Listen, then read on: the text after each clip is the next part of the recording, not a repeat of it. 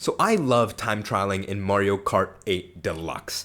I'm not the greatest player out there, so I'm not in the top 1%, but my goal is always to get into the top 5% of all Mario Kart time trialers in 200cc. And I have done this on a significant amount of maps, and I really enjoy it. It's just so satisfying when you can actually get there. It's gonna take you hours and hours, but actually getting your goal done and having that perfect race is beautiful. And so that's the goal with Singapore Speedway, to get into the top 5%. And so here we go. Here is the first attempt for Singapore Speedway. So this is my first attempt on Singapore, and I'll just let you know now, it wasn't pretty, but it did get the job done. I shouldn't have even taken a boost right there, just like you saw. There's a lot of stuff that I learned, but this is the first attempt, right? Like, I've never even time trialed this map before. I've barely even played it. People don't really pick this map, and I'm never going to pick it myself if I'm playing solo, right? So I learned some lines. I should have picked up all of those coins. At this point, you should have like 7 coins, and I have 1 on me, so you already know the top speed is not going to be there. I use another boost. In that case, that was actually the right place, but you see there, I went so far off track and wasted so much time. But I'm kind of figuring it out. Like, I'm not hitting the walls, which means I'm doing decent, and I'm getting a feel of it. And honestly, through doing this time trial, and honestly all of the time trials put together, I can see that this track isn't actually that bad. I just have some sort of prejudice against all city tracks because they're from Mario Kart Tour and they're not repetitive like regular Mario Kart tracks. But doing this made me realize, okay, this track isn't actually that bad. And you see me slamming on the walls. This is tough to watch. It's coming from someone who's just recently time trialed this thing for 3 hours. It's hard to watch my first attempt, but at the same time, it's kind of cool, right? Because it's going to be cool for you too. When you watch it all the way through, you watch the last one, maybe you can come back to this after the end and notice the significant changes that I make to become better. And it was all kind of natural. It's a process. But oh, that dad drift was awful. But here we go. This is the time we got, 132.7. It was, at the end of the day, not enough to beat the bot. It wasn't really, it was horrible. It was at the bottom 50%, but it was a good first start. For my first attempt ever, I'd say that's pretty decent.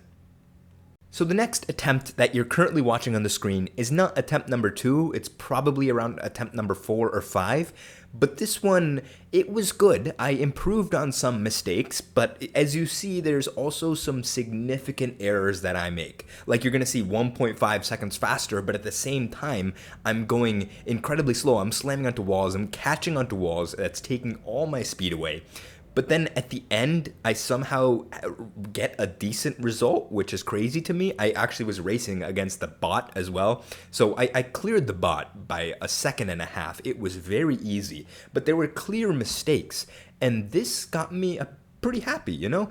I've made such big errors, and I've also improved on my time and beat the Nintendo bot, which is both a positive thing, right? Because I've beat the bot, I've improved my time, but at the same time, I know what to fix. I know the stupid mistakes I made, and maybe if I fix up those mistakes, I'll get exactly what I want. Maybe that easily, I'll get into the top 5%. And so comes the next attempt that you are seeing on the screen. I don't know which attempt this is. It's probably like 20 or 25 or whatever. But this one was going very well. I was up 0.8 seconds. I was zooming. And then I hit the wall and I cried. My heart, it had palpitations. I don't know. It was difficult and it hurt. But then I still beat my time. It definitely was not enough to get into the top 5%, but you can see my character, the red Yoshi, move around just a little bit more. And so we know we're getting a little bit closer. Alright, now it's time to review a run that was really good. It wasn't my best ever, but it was a really solid one, and I thought I'd give you a rundown of how this works. So first I take the drift, I readjust to get the coins and get the yellow boost, and then jump into this glider, and as you can see, I'm a little bit ahead of the last run. But what's most important is to get all 7 coins. Well, right now I have 5, but I'm gonna pick up 2 more. It's really important because there's a really long straight that comes up, and right here is the straight, and if you don't have the top speed, if you have 4 coins or 5 coins, you're gonna get left in the dust. It's really just embarrassing. You're gonna be really far back. So the turn you just saw with the boost, honestly, it's not even that great. Like, I shouldn't have drifted, but I'll fix that in the future, you know? But here we go. We're making these turns clean and swift. We're going through this. I shouldn't have gone for the purple, but still, it was a really clean turn. I got a purple, so I went very fast. I went pretty far, and now I'm jumping. I'm 0.9 faster. It's just that simple. And here, I'm still going on the green. I considered the red. I thought maybe it was better, but I already did some experimentation on that. It didn't work out, so I didn't do that. So this, I released that at a decent time. If you saw that yellow boost that popped up, I released it. It wasn't perfect, but it still was pretty good. Much better than the first time when I did something weird with that. Now this is a part where I struggled. That drift was not very good, and that needs a lot of improvement, which I will get over time. But here, I get this. I get a decent drift, not a great drift. I get the boost, and then it's over. 128.1. Pretty solid, but again, like I've mentioned throughout the entire review of this run, it still needs a lot of work. But after checking how this run ended up in the full leaderboard, the whole tier list, I'm on the 4th category now, which is pretty solid. Of course, the 3rd one is where I want to go, but that's going to take more time, but I'm still happy of where I am. Alright, now that I've given you a quick overview of the entire track and what lines I'm generally going to take, I think it's time to speed things up, to take things a little bit faster.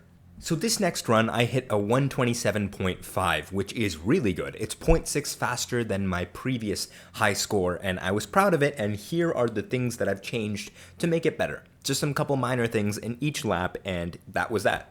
So this was another attempt that I did very quickly after the previous high score, and I hit another high score here, which was unexpected because I was going wheel to wheel with my previous score. And then all of a sudden on this 3rd lap, I started going a little bit crazy. I was going pretty fast. I was taking these turns well, and they were clean. That was the main thing. I didn't hang too much on a turn. I made them slick. I made them nice. I didn't drift at the end, which might be the most optimal way. I'm not sure. I don't really keep it consistent, but that was my time. Not that much faster, but still pretty good.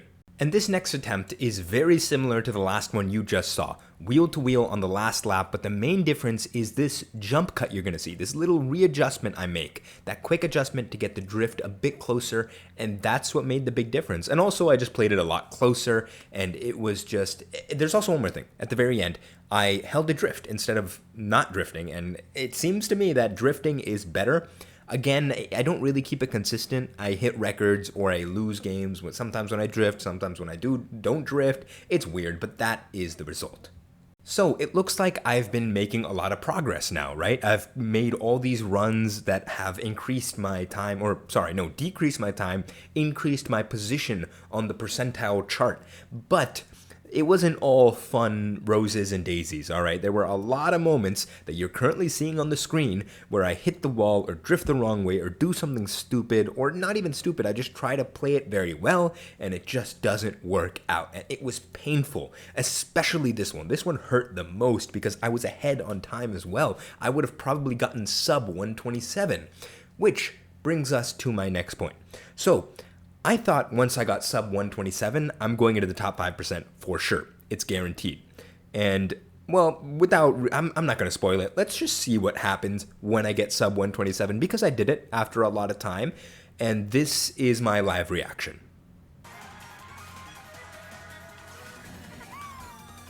That's it. I'm not drifting. I'm just sending it through. Oh, sub 127. What? That was so unexpected. What did I do there? I was kind of piecing that whole thing together. That last lap was, wow, that last lap was great. I was slower on the first lap. Second lap, solid. That last lap was beautiful. We still don't have it. It's still not there. How? I thought 126 or sub 127 would be enough, but clearly it's not. We need one more thing to push it over and, get that last top 5%. So this next run, if I'm being completely honest, was a bit disappointing because as you see on the screen, 0.266 faster. So you think this is the run to get sub 126.5, right? Well, no, not quite, because you're going to see this drift here, I don't take it very well. The bot, or I guess not the bot, me from the past catches up, but there's also a lot of things that I don't mess up inherently. It's not horrible, but because I'm a bit slower, the old me catches up, like right there. That drift was horrible. This one, even worse. I waited for the purple, which was not good, but the exit was nice. But at the end of the day, I mean, it was still an improvement. and overall, I still did better. But because of the potential from that .266, it just feels like I lost because there was just so much left on the table. But that failure brought me to a point where I couldn't give up. You know, I wasn't going to give up regardless, but that really put the flame on me. I had to improve my score. And so not long right after that run that I felt bad about, I got this run that you're about to see right now. All right, here we go. Another review, but for the last run. So I don't drift here. Before I did drift, but then I realized I don't even have to drift. I can literally just drive through. I was being extra fancy for no reason. Like you can see here, we're at the same spot with the same amount of coins. Right there, again, you have to get all the coins, do the jump, get the boost here. I don't go for that first ring, although I don't think I have since the first round. But again, get the coins for this spot here, just go straight. I'm 0.154 faster, and it's just those small things that made me win. Here, again, I don't drift. I just take the boost. In these tough situations where all you can get is a regular drift, it's not worth it. Just go straight through it. But here, I play really tight to the corner, and then I release. I don't do another drift. I just jump and go because, again, the issue I had was just drifting too much. Reducing it is fine. But there, my second lap was not all that great. I lost some time, but this third lap has to be perfect for me to reach a sub 126.5. And so that was a perfect release, at least for what I can do. Maybe someone else can do better, but there, right as I got into the perfect line, I sent it right through, and then we keep going. And so this, I love this drift. I get close here, I jump it, and then, it's basic, but it still is really good. I went really close to the wall. I don't know if that release was perfect, but overall, we're getting a really good run, and we get a 126.1, and here is my live reaction. Come on, come on, come on. Whoa, I almost got sub 125. That last lap was crazy. Please, I can't do this anymore. I don't think I can get sub 126. I know I said it earlier, but that was the most insane performance I've ever done. Yeah, the second lap was a little bit slower, but the first and last lap was crazy. This has to be enough. I don't want to do this map anymore, please. Singapore Speedway.